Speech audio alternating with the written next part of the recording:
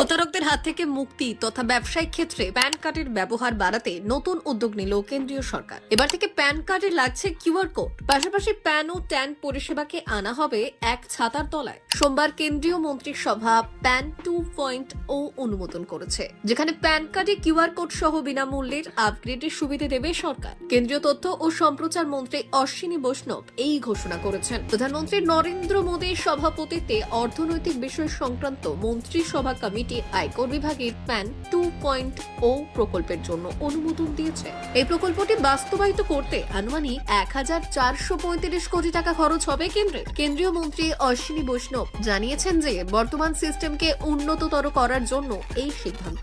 ভারতের ডিজিটাল মেরুদণ্ড আরো শক্তিশালী করতে এই নতুন পদক্ষেপ। একটি সাধারণ ব্যবসায়ী প্রামাণ্য নথি হিসেবে আগামী দিনে প্যান কার্ডকে তুলে ধরা হবে। এর জন্য তৈরি করা হবে একটি ইউনিফাইড পোর্টাল। এটি হবে সম্পূর্ণ পেপারলেস এবং অনলাইন সিস্টেম। পাশাপাশি অভিযোগ নিষ্পত্তির উপর জোর দেওয়া হবেও বলে জানিয়েছেন তিনি। প্যান 2.0 প্রকল্প হলো করদাতাদের উন্নত ডিজিটাল অভিজ্ঞতা দেওয়ার জন্য প্যান ট্যান পরিষেবাগুলিকে প্রযুক্তি চালিত করা। এর মাধ্যমে করদাতাদের রেজিস্ট্রেশন পরিষেবাগুলির পাশাপাশি ব্যবসায়িক প্রক্রিয়াগুলিও ই গভর্নেন্স প্রকল্পের আওতায় আসবে। এতে একজন উপভোক্তা পাবেন উন্নত মানের সঙ্গে দ্রুত পরিষেবা, তথ্যের একটাই স্থান, যার ফলে কম খরচে পাওয়া যাবে পরিবেশ বান্ধব প্রক্রিয়া, সাথে আরো নিরাপত্তা। ব্যুরো রিপোর্ট, ভুবনগ্রাম সংবাদ।